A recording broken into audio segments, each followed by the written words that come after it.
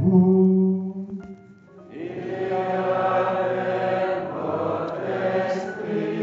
Évangile de Jésus-Christ selon saint Luc.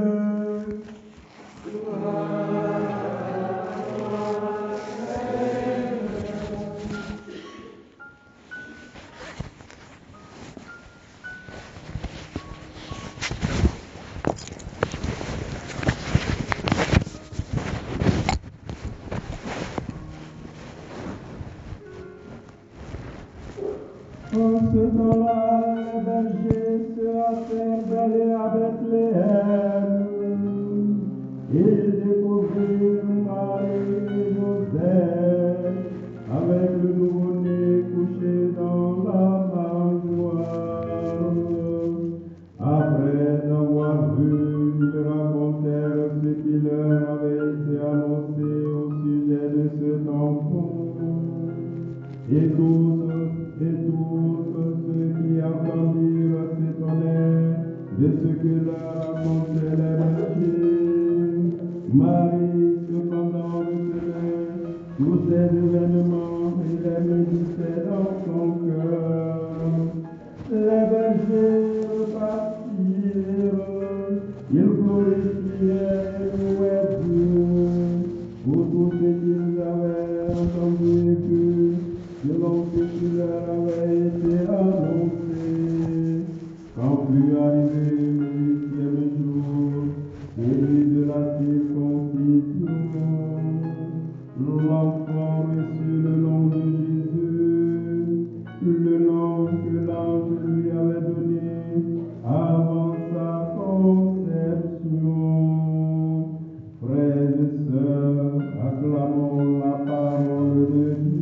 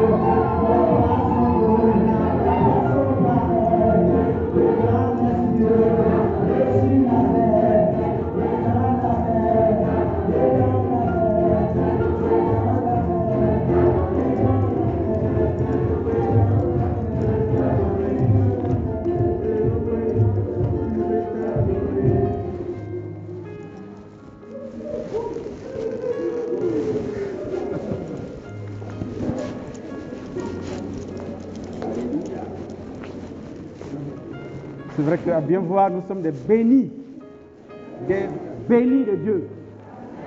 Parce que commencer une année dans la loi du Seigneur toute la nuit, mais nous sommes les mieux nantis de la terre. Franchement,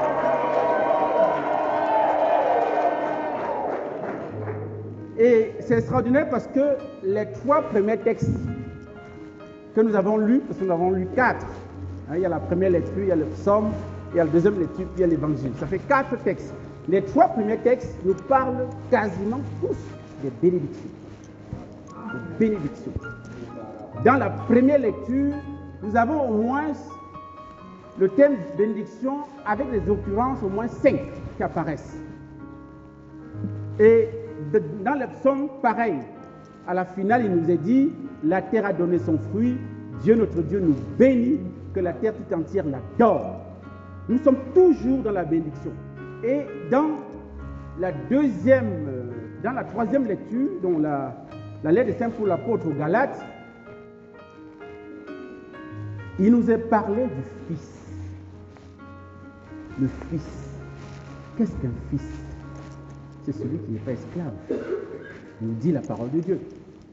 Un fils, et le terme fils revient 6 fois, et il y a une 7e fois, mais ce n'est pas fils, mais c'est écrit héritier. Le fils, c'est l'héritier. C'est-à-dire que tout le bien du Père lui appartient. Ou bien? Donc nous sommes des bénis, frères et sœurs. Puisqu'il nous a dit que lorsqu'il est venu la plénitude des temps, Dieu envoyait son Fils né d'une femme soumise à la loi, etc., etc. Et ce Fils, c'est Jésus-Christ. Et nous sommes en lui adoptés comme des fils et des filles de Dieu. C'est ce qui nous permet, l'Esprit de Christ nous permet de dire Abba, notre Père. Jésus est extraordinaire. Jésus n'a pas voulu partager la paternité seul. Il a voulu nous donner cela en partage. C'est pourquoi le texte finit en disant que nous sommes héritiers. Ainsi, tu n'es plus esclave, mais fils. Et puisque tu es fils, tu es aussi héritier. C'est l'œuvre. C'est la merveille du Seigneur. Donc la bénédiction suprême, frères et sœurs, c'est d'être fils et fille. Il n'y a rien de plus grand. C'est la gloire de Dieu. La gloire que Jésus est venu nous donner, selon Jean 17, dans sa prière, Jean 17, 22, la gloire que j'avais auprès de toi, je leur ai donné, c'est la gloire d'être enfant de Dieu au même titre que lui. Nous sommes co-héritiers avec le Christ. Et commencer une année en entendant cela, en entendant la parole de Dieu nous rappeler que nous sommes des fils et des filles de Dieu, c'est extraordinaire et que nous sommes bénis. Dieu demande à Moïse de dire au prêtre Aaron de bénir le peuple. Et on va reprendre ça à la fin, n'est-ce pas, la bénédiction solennelle de la fin. On va reprendre ce que nous avons dit dans la première lecture. Pour dire, chaque année, l'Église a voulu que tout le peuple de Dieu soit béni, comme le premier prêtre de l'histoire, qui s'appelle Aaron, le premier grand prêtre, l'a fait pour le peuple d'Israël. Et c'est notre grâce aujourd'hui. Et ce qui nous occupe principalement, c'est de célébrer Marie comme mère de Dieu. C'est vrai que nous avons l'habitude de le faire et nous professons cela tous les jours dans les Ave Maria. Je vous salue Marie, pleine de grâce, le Seigneur est avec vous. Vous êtes bénie entre toutes les femmes et Jésus, le fruit de vos entrailles, est béni. Sainte Marie, Mère de Dieu, priez pour nous pauvres pécheurs maintenant et à l'heure de notre mort. C'est trop facile peut-être pour nous, c'est devenu machinal. On ne pèse même plus les mots. Est-ce qu'on se rend compte qu'une créature est appelée mère de Dieu? C'est terrible. À bien y voir, il y a quelque chose qui ne va pas. Comment tu peux être la mère de celui qui t'a créé? Nous devons sauter, on doit me dire, mais scandale, on ne doit pas le dire. Mais pourtant on le dit. On l'affirme. Et pour la petite histoire, et je voudrais vous inviter à vous réveiller parce que c'est important. Hein? Pour la petite histoire, cette histoire a commencé à chauffer, surtout au 5e siècle. Et il y a un évêque, patriarche de Constantinople. il s'appelait Nestorius. Nestor, il y a Nestor ici. Voilà. Nestorius. Il a réfléchi à ces mystères. Il a dit, mais je pense qu'on se trompe en appelant la Vierge Marie la mère de Dieu. C'est un peu trop fort. Comment elle peut être la mère de Dieu? Ce n'est pas possible. Et, comme c'est un érudit, quelqu'un qui pense bien, qui réfléchit, il dit, mais est-ce que ce ne serait pas mieux? Dans une homélie comme je semble le faire, il a dit au peuple de Dieu, ce serait peut-être mieux qu'on dise, au lieu de dire mère de Dieu, qu'on appelle la Vierge Marie la mère du Christ. En grec, ça donne Christotokos. Celui qui a donné naissance au Christ. Ou bien celle qui a donné naissance au Christ. Ou bien la mère du Christ de manière littérale. C'est mieux de dire ça. Pourquoi? Il explique. Il dit, mais Jésus est vrai Dieu et vrai homme. On est d'accord? Voilà. Est-ce que Marie a donné la nature divine à son fils? De vous à moi. Est-ce que c'est la Vierge Marie qui a accouché Dieu? Est-ce que c'est elle qui a donné naissance au Dieu Tout-Puissant? Donc, il dit, ben, évidemment, comme ce n'est pas elle qui a donné naissance, qui a donné la divinité à Jésus, à son fils, elle ne peut pas être dit la mère de Dieu. Mais elle a donné l'humanité, donc la mère de l'humanité du Christ. Donc, Christ veut dire envoyé. Vous voyez, il était auprès du Père, il s'appelait le Fils éternel du Père, ou bien le Verbe de Dieu, si vous voulez. Mais quand il a été envoyé sur terre, il a été envoyé, il s'est incarné. Et donc, c'est en tant qu'envoyé qu'il est mère, qu'elle est mère. Et donc, c'est mieux de dire, elle est Christotokos, la mère de l'envoyé. Parce que le ouan, en fait, Christ veut dire ouan, l'envoyé, le Messie. Mais ne disons pas qu'elle est la mère de Dieu. Ça pose un problème théologique grave. Et quand il a dit ça, bon, le peuple de Dieu qui était là, qui ne connaît pas grand-chose en théologie, a commencé quand même à murmurer que non, mais attends, ton histoire là, on ne comprend pas bien. C'est vrai que ce que tu dis, c'est un peu logique, mais en même temps, c'est bizarre. Non, on n'est pas tout à fait d'accord. Ça a commencé à murmurer. Et le peuple de Dieu a commencé à dire, ah, nous on ne connaît pas comment défendre Marie, mère de Dieu, mais ton histoire là, on n'est pas d'accord. Donc ça crée des remous dans le royaume. Et ça a mené donc à la convocation d'un concile. Parce qu'il y avait un autre évêque, patriarche cette fois-ci d'Alexandrie, à la même époque qui s'appelle Cyril d'Alexandrie, qui lui disait, il affirmait, mordicus, que Marie doit être appelée mère de Dieu. Bon, qui a raison, qui a tort? Il faut qu'on se réunisse en conseil, en concile. Réveillez-vous, votre voisin ici dort. C'est là où le film commence à... C'est là où le suspense arrive. Dindin. Comme dit le père Jean Élysée, à partir du film, quand on pose la question à Toto, quel est le moment le plus important du film? Il dit c'est le moment où il y a le suspense. Quand tu entends dindin, là c'est... Donc, alors ils vont se réunir en concile pour essayer de comprendre ce dilemme. Et j'en profite pour vous dire, les crises sont bonnes. Les problèmes sont bien. Oui, je répète, les problèmes sont bien, sont les bienvenus dans la mesure où ça nous permet d'améliorer les choses, de nous corriger, de nous améliorer, de bonifier les choses. D'accord? S'il n'y a pas de crise quelque part, on va fonctionner dans la monotonie et tout et tout. Mais quand il y a une crise, on dit, ah, qu'est-ce qui s'est passé? Il y a un problème, donc voilà, il faut qu'on s'asseye, on essaie de voir clairement qu'est-ce qu'il faut faire. Et puis, c'est comme ça que les lois naissent. Hein. C'est en fonction des crises, des problèmes que les lois naissent. Et donc, il y a donc eu ce concile et Cyril qui défend la thèse de Marie, mère de Théotokos, la mère de Dieu. Et Nestorius défend sa cause de Christotokos, la mère du Christ. Sauf que, il y a quelque chose de pernicieux dans ce que Nestorius expose. Lorsqu'il dit que Marie est la mère du Christ, mais elle n'est pas la mère de Dieu, il crée une division en Jésus. L'incarnation, c'est quoi? L'incarnation, c'est l'union hypostatique. Bon, c'est pas compliqué, hein. Quand vous appelez hypostatique, vous allez dire, c'est voilà, hypostatique, ça veut dire en dessous de la personne. C'est-à-dire quelque chose qui se cache derrière la personne. Donc, union hypostatique, ça veut dire qu'en une personne, il y a eu deux natures qui sont rencontrées, sans fusion ni confusion. Bon, ça c'est encore un peu complexe, mais c'est comme ça.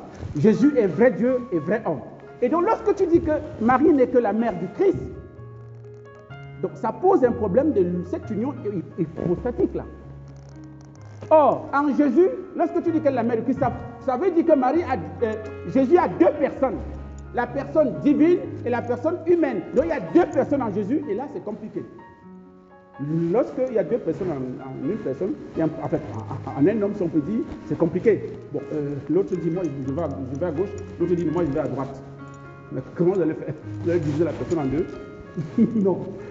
Donc, l'Église a compris que dans la seule personne qui subsiste en Jésus, c'est la personne du Verbe, la personne de Dieu. Et cette personne de Dieu, cette personne divine qui a assumé les deux natures. La personne divine est venue avec la nature divine et qui a assumé la nature humaine, qui a fait que Jésus a deux natures en une personne. Ce qu'on appelle l'union hypostatique. Donc, union dans une même personne et deux natures. Et c'est pourquoi cette personne, qui est aussi la personne du Christ homme, comme la personne divine, cette personne a été mise au monde par une femme qui s'appelle Marie. Donc elle est à juste titre appelée Mère de Dieu parce qu'elle assume, en donnant la nature humaine à son Fils, elle assume également sa divinité, sans être Mère de Dieu, au sens radical, au sens où elle a préexisté avant Dieu. Non. Vous comprenez un peu? Voilà. Donc Marie est Théotokos, la Mère de Dieu. C'est le grand mystère et le plus grand de tous les attributs de Marie, je le disais. Il y a combien de dogmes qui concernent Marie, qui ont été proclamés? Est-ce qu'il y a des gens qui font partie des mouvements mariaux ici? Est-ce qu'il y en a? Levez la main haut, il ne faut pas lever en bas, lever en haut. Est-ce que quelqu'un fait partie d'un groupe marial? Une personne, 2, 3, 4, 5, 6, 7. D'accord. Bon, vous là, vous allez d'abord attendre. Alors, je m'adresse à vous, qui êtes en face de moi. Quels sont les 4 dogmes qui concernent la Vierge Marie? Que le Dieu s'approprie.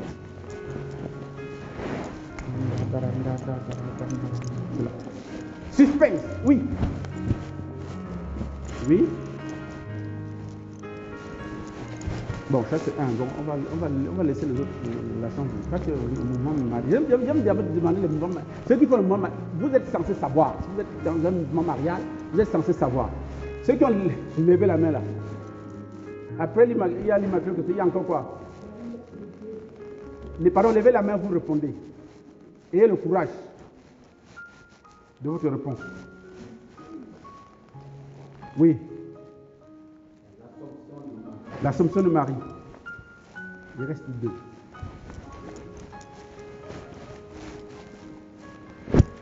Catholique. Rabarachata karabababa. On va refaire votre catéchèse.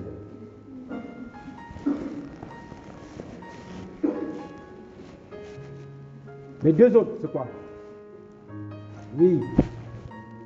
La virginité perpétuelle de Marie. 3. Et la Maccabi, celle que je célèbre aujourd'hui. Voilà les 4 dogmes mariaux que vous devez connaître par cœur. Et des 4, le sommet, c'est quoi? Quel est le plus important? Vous avez le droit de vous tromper. Bon, si ça peut vous encourager à répondre,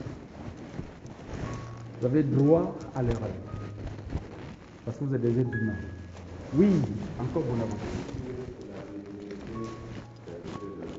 C'est ça qui est le plus important. Je ne suis pas tout à fait d'accord.